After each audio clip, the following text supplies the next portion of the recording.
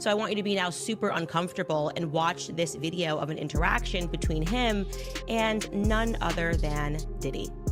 Take a listen. Justin, you ever seen the movie 48 Hours? Right now, he's having 48 hours with Diddy, him and his boy. They're having the times of their lives, like, you know, where we hanging out and what we doing. We can't really disclose, but it's definitely a 15-year-old's dream. You know, I have been given custody of him. You know, he signed to Usher.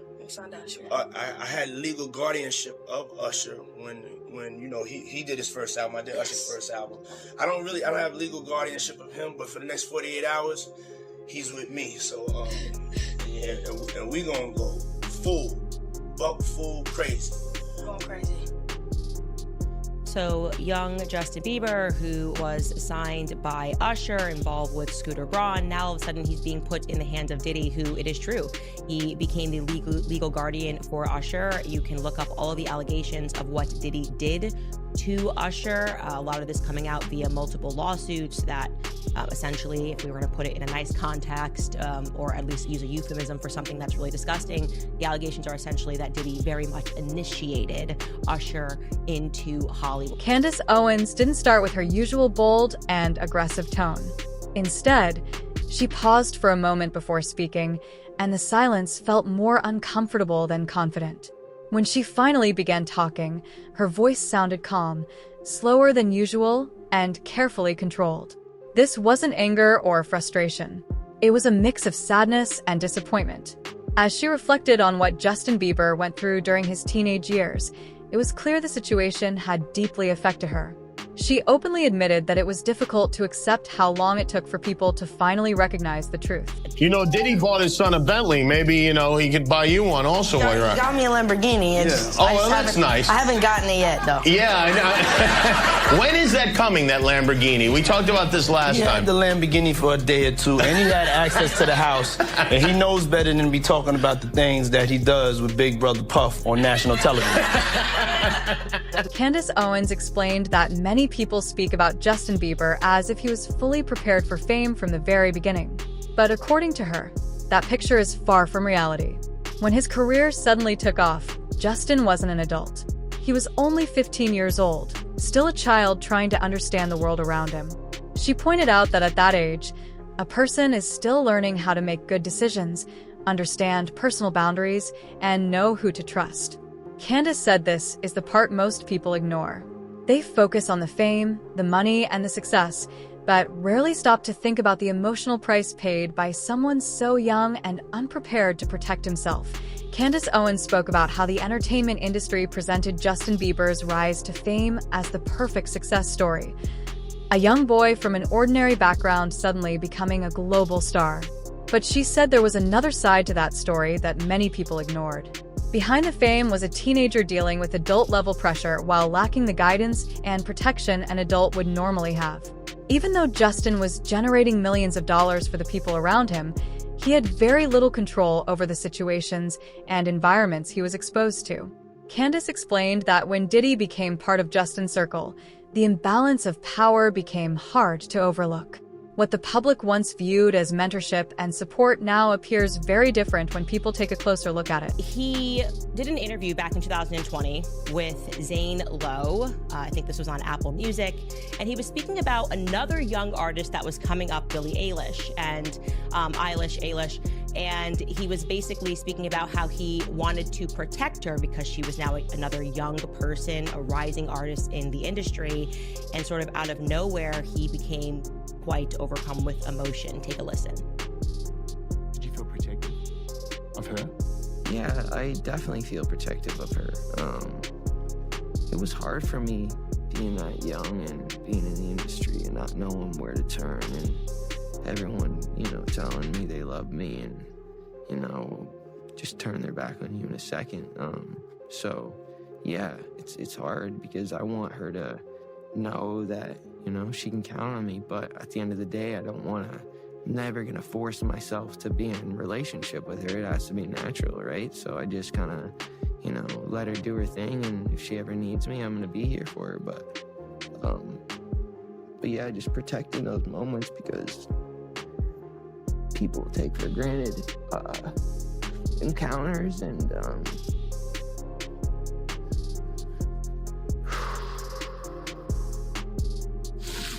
yeah, so yeah, I just want to protect her, you know. I don't want her to lose it. I don't want her to, you know, go through anything I went through. I don't wish that upon anybody. So yeah, if she ever needs me, I'm just a call away.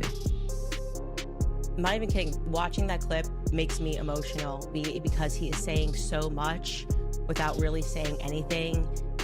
And in this one video, it looks like whatever Justin is doing, I'm not going to show it out of just respect for the fact that I truly believe that Justin Bieber is a victim. But whatever he is doing in this video with Trey Songz and Odell Beckham Jr. looks highly suspicious. I can show you a still from that video because I think the relevant part is Justin Bieber is not sober. He is clearly very heavily under the influence at this party. And if you remember that lawsuit that the producer Rodney dropped against Diddy, he said that unbeknownst to all of these people, they were being drugged at Diddy's parties, that they were pouring out the liquor bottles and replacing it with other drugs. He kept to my limits.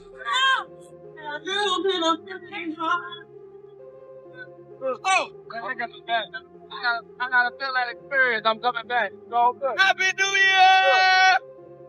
Candace Owens revisited old clips of Diddy talking publicly about spending time with Justin Bieber. Back then, most people saw those moments as harmless celebrity interactions. But Candace said watching them today feels very different and far more uncomfortable. She pointed to the way Justin was discussed so casually and how certain boundaries seemed to be brushed aside without concern. Shaking her head, Candace explained that people at the time failed to question what they were seeing. That wasn't mentorship, she said quietly. It was control being treated as normal. What disturbed her most, she explained, was the idea that Diddy allegedly had temporary authority over parts of Justin's life during his early years in the industry. This went beyond simple influence or friendship. It reportedly included organized access to Justin's time, schedule, and daily presence. At this point, Candace became more careful with her words. She said that when a powerful adult is given that kind of access to a teenager, the responsibility becomes extremely serious. And if that trust is abused, the emotional impact does not simply disappear once the child becomes an adult. Unearthing videos of Justin Bieber at Diddy parties. Now, Justin Bieber was obviously extremely young when he entered the industry, extremely innocent when he entered the industry, an industry that he did not quite understand as a boy who just knew how to sing and play the guitar and just did both of those things on YouTube. And then he was scooped up, and suddenly he was a part of people like Diddy going after him and saying, hey man, why don't you pick up my phone calls? There's actually a video of that. Diddy and Justin Bieber looks to be like 15 years old and said, why aren't you picking up my phone calls? And he's like, oh, I know you were trying to contact me through people and I don't have your number. And the next thing we know, Justin is at Diddy's parties. What's up, man? You good? I'm good. How are you? All right, young brother, everything's good? Everything's Selling great. out arenas and everything? Starting to act different, huh? You ain't been calling me and hanging out the way we used to hang out. Well, I mean, you try to get in contact with me, through all my, partners and whatnot. Mm-hmm. But you never really got my number, so. Correct. Okay. My number? Yeah. I'm gonna tell you my number. As Candace Owens continued speaking, she mentioned stories from insiders who claimed Justin Bieber was brought into private environments that were clearly not appropriate for someone his age. According to those accounts, these were closed and heavily controlled spaces where Justin often looked uncomfortable and out of place. Candace avoided dramatic language, but the emotion in her voice made her feelings obvious. She described Justin as quiet, distant, and visibly uneasy in situations where no teenager should have been expected to feel comfortable. One image stays with me, she said softly. A young boy trying to disappear in a room full of adults. She then reflected on the difficult years that followed when Justin's personal struggles became public. His emotional breakdowns, exhaustion, and public mistakes were often mocked by tabloids and online critics. Candace admitted that, like many others, She once viewed those moments as signs of immaturity or entitlement. But looking back now, she believes that judgment was unfair. She explained that those moments were not simply outbursts or bad behavior. In her view, they were signs of deep pressure building over time, pressure that began when Justin was still very young and was never properly addressed. Candace also pointed to older interviews where Justin appeared tense, guarded, or uncomfortable whenever certain people or periods of his life were mentioned. She said his body language often revealed emotions that his words did not. People forget that the body remembers, she explained. Someone can smile on the outside while still feeling tense and unsafe inside. As she spoke, her sadness became more noticeable. She said many warning signs had been visible for years, but people either ignored them or refused to see them honestly. What troubled Candace most was not only Diddy's alleged role, but also the silence from others around Justin at the time, managers, executives, and powerful adults in the industry who could have stepped in but chose not to. She did not describe them as openly cruel, but rather absent when it mattered most. Sometimes the damage isn't only caused by what happens, she said. It's also caused by what people allow to continue, because staying silent feels easier. Candace also spoke about fear and influence within the entertainment industry. She suggested that Diddy's power and reputation made many people unwilling to challenge him. But in the end, she said, Justin was the one who paid the price for that silence. He was the one forced to carry the consequences, Candace Owens said quietly, while the adults around him were able to move on comfortably. As the conversation continued, she turned her attention to Justin Bieber's later years and the effort he made to rebuild his life. She spoke about his decision to step away from chaos, search for stability, and focus on faith, healing, and personal growth. Candace acknowledged how difficult recovery can be when painful experiences happen at such a young age, before a person fully understands what is being lost or taken from them. Healing doesn't erase the past, she explained. It simply helps you keep moving forward. Near the end of the discussion, Candace addressed Diddy directly. Her tone was not angry, but deeply disappointed. She said that power always comes with responsibility, and sooner or later, the truth has a way of coming to light when that responsibility is ignored. She spoke calmly, without raising her voice, but her words carried weight on their own. Candace then brought the focus back to Justin, making it clear that the conversation should not be about defining him by painful experiences, but about recognizing the strength it took to survive them. Struggle doesn't make someone weak, she said. Surviving it is what shows strength.